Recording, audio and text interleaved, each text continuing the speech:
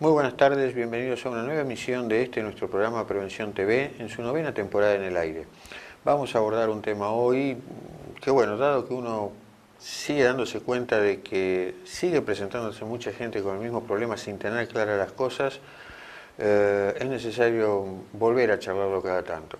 Este tema es el tema del dolor precordial, para ustedes si quieren el dolor en el pecho, que sea de origen coronario, por supuesto, o cardíaco, y también eventualmente, si hacemos tiempo, hablar algo del infarto agudo de miocardio. Así que luego de un breve corte, con Javier abordamos el tema.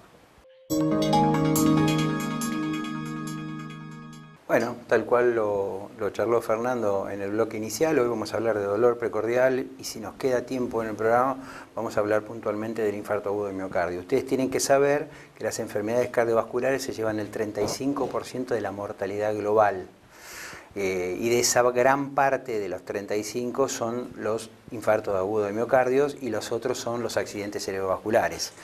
Entonces, bueno, lo que vamos a hablar hoy es cuándo jerarquizar un dolor de pecho, cuándo uno debería jerarquizar un dolor de pecho para no perder tiempo y estar dentro de lo que nosotros denominamos una ventana terapéutica. ¿Qué quiere decir?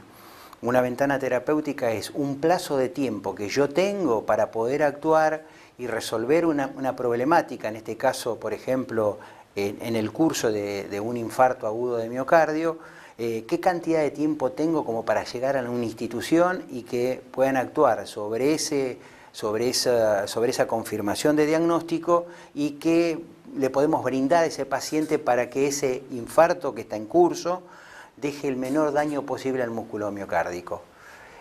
Vamos a hacer algunas diferenciaciones de los dolores precordiales. Vamos a empezar hablando porque, por supuesto, en el pecho lo único que hay no es el corazón.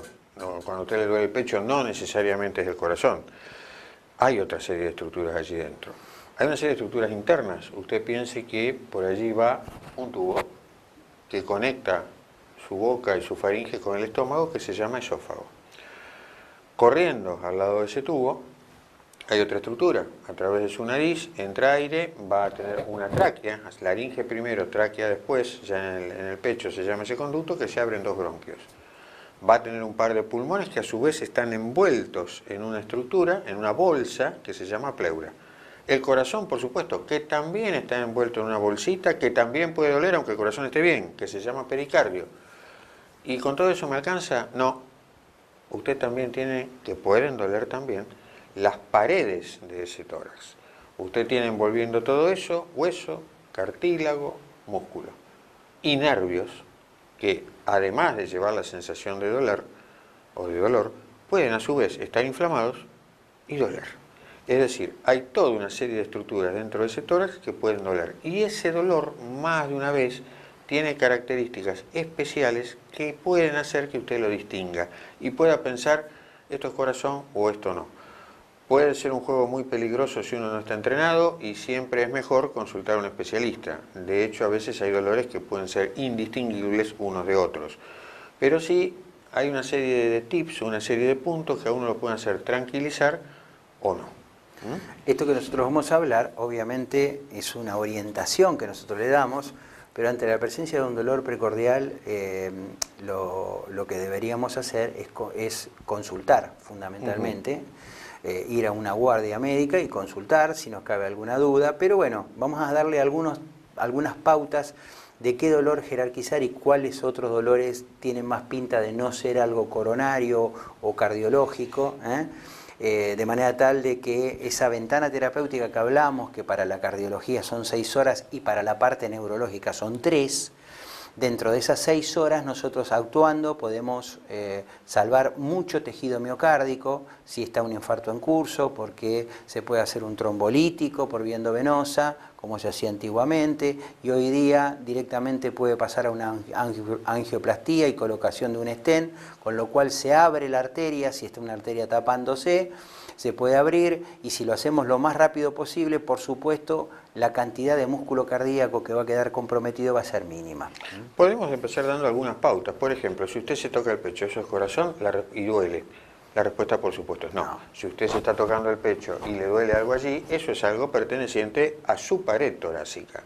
Sea músculo, sea hueso, sea una afección muy común, que es lo que nosotros llamamos osteocondritis. Si usted se toca acá, le duele acá, respira hondo y le sigue doliendo también, usted tiene que saber que hay una serie de estructuras óseas y cartilaginosas. En el medio usted tiene un hueso que se llama esternón, a ese hueso van a confluir las costillas, y el pegamento, si lo quiere llamar así, entre costillas y esternón es un cartílago. Es cartílago mientras usted es joven. Cuando usted empieza a envejecer, ese cartílago se va transformando en hueso también, y ese proceso es doloroso. Pero no es peligroso, es doloroso, punto. Cuando yo toco un lugar en el pecho y me duele, y vuelvo a tocar y me sigue doliendo, o respiro hondo y me duele, es decir, nosotros con el dedo no tocamos la estructura cardíaca. No, en absoluto. Entonces, ya eso es un signo más tranquilizador, que podemos estar frente a esto, a un problema osteomuscular que no tiene ninguna trascendencia.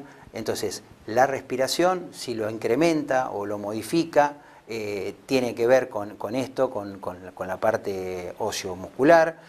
Si lo toco o es un punto, usted va a decir, mire doctor, me duele acá, en este punto, y por ahí me señalan el cartílago que decía Fernando, donde se articula el esternón con la costilla, y lo toco y me vuelve a generar el dolor, y si no muevo la pared respiratoria o la capacidad, la caja torácica tampoco me duele. Entonces, esos dolores que aparecen con la respiración, que me toco y me duelen, esos son dolores más de pared, que nosotros decimos, o osteomusculares, los cuales no hablan de ninguna gravedad. Javier habló de la respiración. Como ustedes se imaginan, hay otro dolor que puede ir vinculado a la respiración, que es, por supuesto, el de los pulmones y la pleura. Cualquiera que haya tenido una neumonía sabe que tiene más allá del catarro, más allá de la dificultad para respirar, más allá de la fiebre, saben que una neumonía produce dolor. En general, cuando la pleura está irritada por algo, sea infeccioso o no, va a producir dolor, y ese dolor se va de alguna manera a arrimar, a arreglar con la respiración.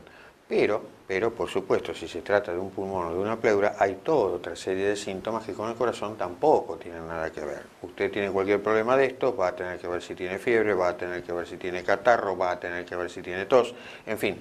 No es solo el dolor, sino que hay todo un conjunto de síntomas que a usted deberían hacerle pensar en pulmón o pleura, o a veces en la bolsita que envuelve al corazón, el pericardio, antes que pensar en lo que es corazón en sí.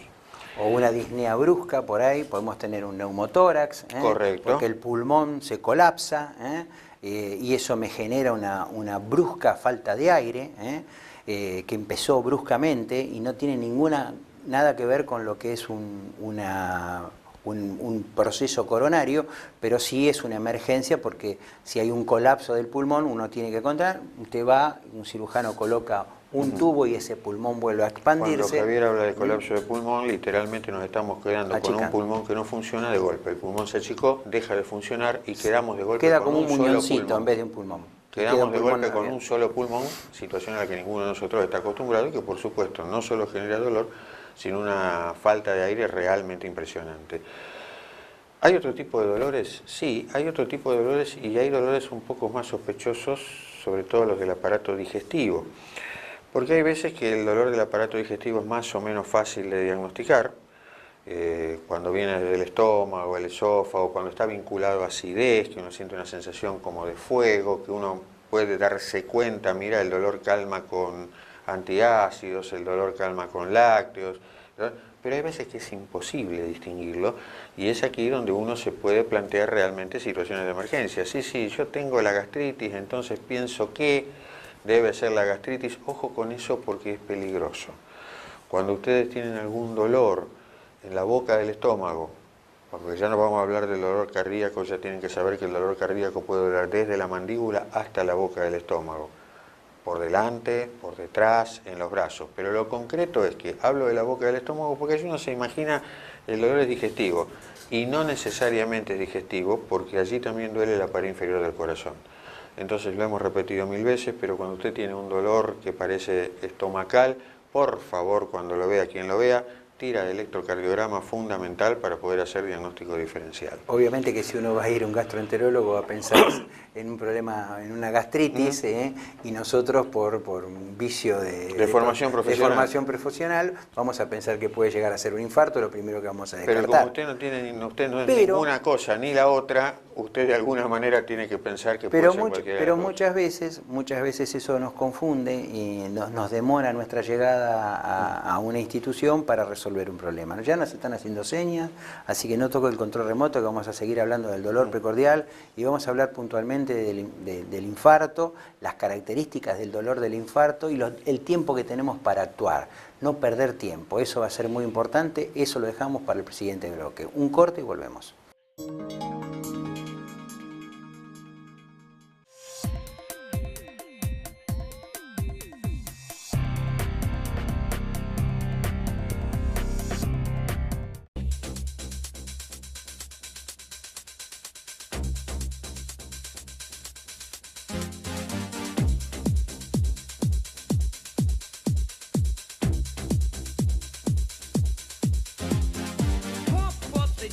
Pump it up while your feet are stumping and the jam is pumping. Look ahead, the crowd is jumping. Pump it up a little more, get the party going on the dance floor. See, cause that's where the party's at, and you find out if you do that.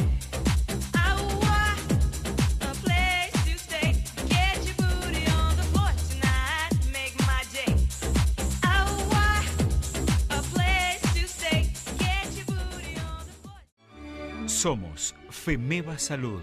Te ofrecemos la mayor y más amplia cobertura. Visita nuestra nueva y moderna sede, donde podrás conocer planes a tu medida, utilizando tus aportes o afiliándote de forma directa.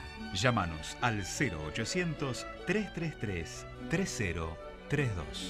Bransen 309 en Quilmes. Superintendencia de Seguros de Salud. RNMP 414124.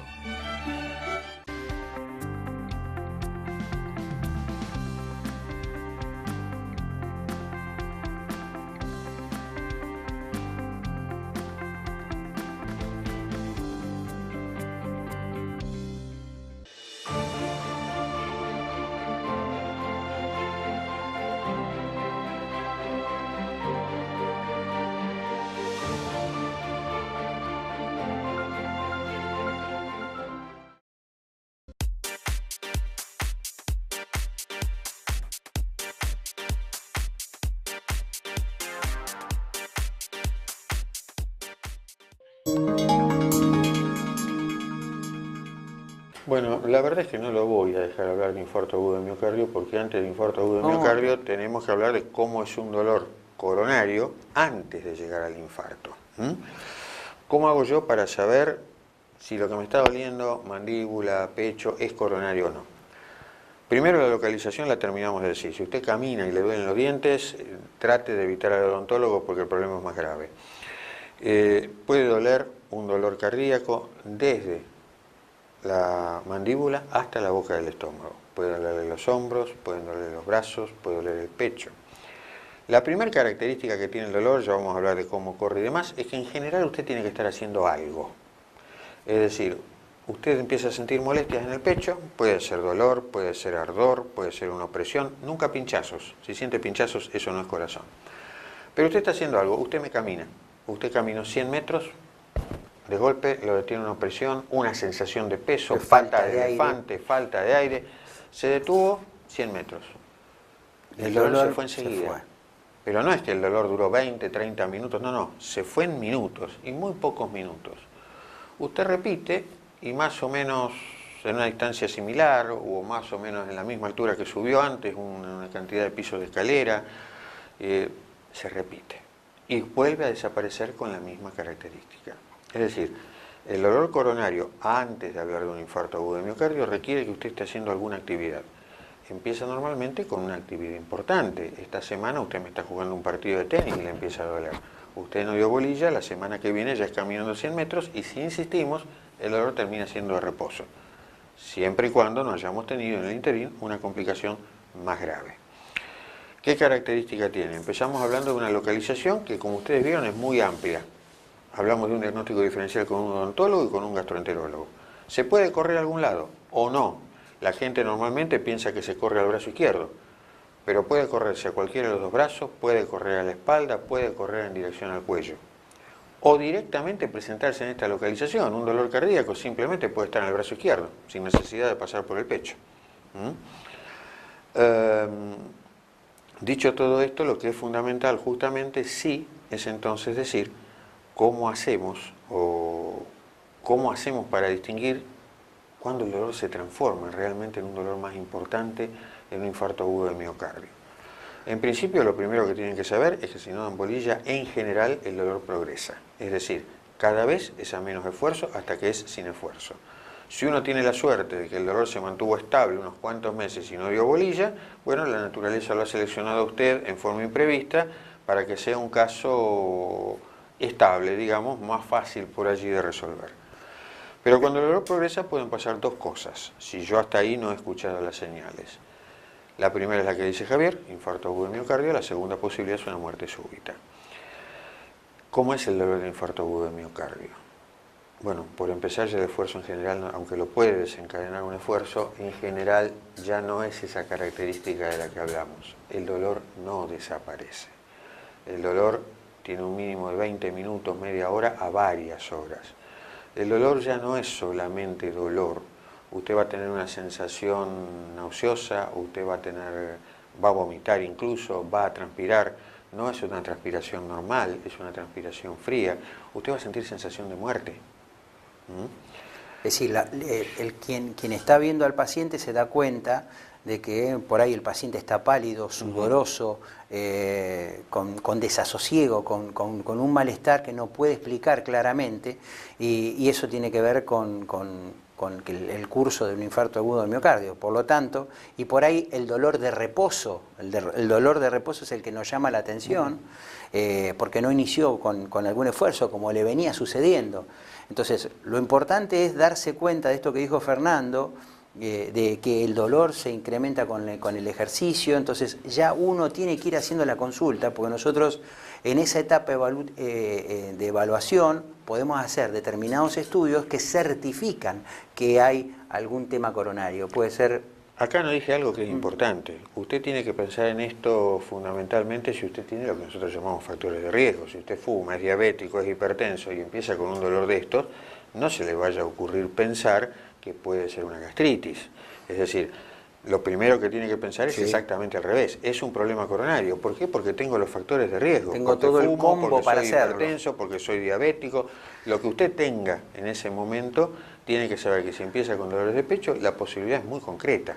Y si es diabético fundamentalmente, ustedes tienen que saber que el 70% de la mortalidad de un diabético es por problemas cardiovasculares o relacionados a los cardiovasculares. Y muchas veces los infartos agudos de miocardio pasan inadvertidos porque el paciente tiene una denervación, así como tiene una denervación en los pies, donde nosotros tienen heridas muy importantes y después terminan en una gangrena que le terminan cortando una pierna. Eso se da porque el paciente pierde la sensibilidad, entonces tiene menos sensibilidad al dolor. Entonces, siendo diabético, con mucha más razón, tiene que consultar, hacerse chequeos periódicamente de cómo está su árbol coronario, porque puede no avisarnos claramente y uno cursar un infarto, o en ese caso está cursando un infarto y hace una muerte súbita. O sea que el paciente diabético tiene el agregado de que muchas veces cursan sin dolor los infartos agudos de miocardio. ¿Y cómo se da cuenta un diabético si está lo suficientemente alerta? ¿Puede pasar algo que le diga a un diabético estoy cursando un infarto o no y tengo que ir, pero zumbando a una institución con posibilidad de tratarme? Sí. ¿Qué? La transpiración fría. Claro. Si un paciente diabético tiene transpiración fría y no hay una causa clara, no hay una hipoglucemia, no hay nada que lo oriente hacia otra cosa, la transpiración fría le tiene que hacer pensar que puede estar cursando un evento coronario. Aún cuando no tenga dolor, por todo lo que dijo Javier. El diabético es tal vez la única excepción importante a esta regla de que el infarto provoca un dolor de proporciones, ¿no? Sí, puede ocurrir en el caso del diabético de cursar sin dolor. Es más, nos pasa muchas veces que nosotros hacemos un electrocardiograma y vemos la secuela de un infarto y le preguntamos al paciente, ¿usted tuvo algún infarto? ¿No? Bueno, el hecho de ser diabético ha tenido, por ejemplo, un infarto que pasó total y absolutamente inadvertido por el paciente. Cursó ese paciente caminando por ahí, sin los cuidados necesarios, etcétera, etcétera, y tuvo la suerte de poder contarlo, de estar vivo. Tampoco vaya a pensar que la medicación para un diabético tiene algún tipo de ventaja o desventaja. El hecho de que usted reciba o no insulina no lo pone en mayor o menor riesgo. En todo caso, sí, puede ser que si es insulino dependiente, su posibilidad de cursar un infarto sin síntomas sea mayor que aquel que no recibe insulina. Pero están expuestos los dos absolutamente de la misma manera. Como es una enfermedad con mucha agresividad a la parte vascular, desde hace ya bastante tiempo, la ADA, que es la Asociación Diabética Argentina, a todos los pacientes diabéticos se les agrega estatinas. Estatinas son medicamentos para bajar el colesterol. ¿Por qué? Porque justamente tratan de evitar que se formen placas. Ya la diabetes por sí sola me genera alteraciones en el endotelio de la pared de la arteria, entonces la presencia de estatinas, o sea, es mandatorio, independientemente de los valores del colesterol.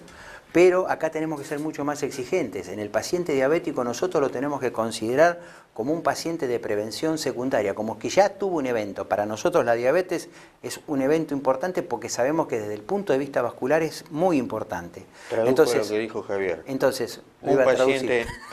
traducilo vos. Entonces, un paciente diabético para nosotros es como si un paciente hubiera tenido ya un infarto. Por lo tanto, que si no lo tuvo, nosotros ya comenzamos con el tratamiento preventivo de estatinas. ¿Y hasta dónde? Nosotros en algún momento hablábamos de 100, por debajo de 100, después en algún otro momento, pasados los años, se llegó a 70, y hoy día estamos hablando del colesterol malo, el Capicúa, el LDL, como dice el doctor Colombo, el Capicúa, para que ustedes se lo recuerden. Hoy día estamos hablando de 50, o sea que cada vez las metas para evitar un fenómeno de infarto o una lesión endotelial agravada son más bajos. Es decir, si para un paciente de prevención primaria que no tuvo ninguna cosa, nosotros por ahí con un 100 estamos bárbaros de LDL, en el paciente diabético tiene que tener de ese LDL 50. Entonces, de esa manera el paciente tiene menos chance, menos posibilidades de hacer un evento coronario. Por supuesto, usted puede llegar a un infarto agudo de miocardio sin necesidad de haber pasado por dolor cardíaco previo. Es decir, uno puede debutar con su enfermedad coronaria con un infarto agudo de miocardio. Bueno, nos quieren cortar acá, pero quiero decir algo rápido antes de terminar. Diagnóstico. ¿Cómo diagnosticamos? ¿Cómo hacemos el diagnóstico de un paciente que, como contó Fernando, camina y le duele el pecho o hace algún esfuerzo o viene con las bolsas cargadas del supermercado y le genera dolor, etcétera? Bueno, tenemos varios estudios. Uno es, por ejemplo, la cámara gamma, que es la inyección de una sustancia radiactiva que se distribuye por las paredes del corazón, y uno puede hacer como si fuera una especie de coronariografía, un detalle de cómo está el árbol coronario. Otro estudio que se puede hacer, que es parecido a este, es un ecoestrés, o sea, se hace una ecografía en reposo, el paciente pedalea en una bicicleta y se vuelven a tomar las imágenes y uno puede ver cómo se mueven las distintas paredes y establecer de que hay un riesgo de que alguna se tape. Y bueno, de esa manera nosotros ya procedemos con un cateterismo cardíaco para determinar cuál es la arteria responsable de ese dolor de pecho que usted camina y le genera ese dolor, y eventualmente se hace, si se puede, una angioplastía con colocación de stent o en definitiva, para razonarlo rápidamente y que se entienda, si usted tiene dolor haciendo algún tipo de esfuerzo, uno necesita hacer una prueba de esfuerzo para tratar de repetir la situación que usted vive. Y entonces, con un electrocardiograma, en ese momento de prueba de esfuerzo, que es lo más simple, una ergometría, una ecografía acompañando, que es lo que dice Javier, el ecoestrés, o eventualmente una cámara gamma con inyección del radioisótopo, son distintas maneras de redondear lo mismo y ver qué tan agresivo debe ser uno con el tratamiento que siga. El infarto agudo de miocardio es una cosa, si uno llega antes de eso, está abierta la posibilidad de angioplastia con stent, está abierta la posibilidad de cirugía con bypass. Hay veces que simplemente es medicamentoso. Cada paciente es un ente individual que el cardiólogo tendrá que definir, el cardiólogo a cargo, cuál es el mejor tratamiento. Por eso, de cualquier duda, y sobre todo un paciente diabético, hipertenso, que tiene factores de riesgo, que es un tabaquista, ni hablar, debe consultar y hacerse periódicamente estos chequeos. Yo le diría que anualmente debe hacerse un chequeo, un test de esfuerzo, una ergometría simple, aunque sea eso, ya a nosotros nos orienta a ese paciente cómo está el árbol coronario. Vamos a un corte y cerramos el programa. Llegamos así al final de la emisión del día de hoy. Como siempre esperamos que les haya gustado, como siempre les agradecemos la fidelidad y el seguir ahí después de 9 años, y como siempre también, para la duda que tengan, están a disposición las redes sociales para contestar cualquier eventual pregunta que tuvieran. Bueno, que tengan una muy buena semana y los esperamos dentro de 7 días en una nueva edición de Prevención TV. Hasta entonces y lo mejor para todos ustedes. Hasta entonces y lo mejor también.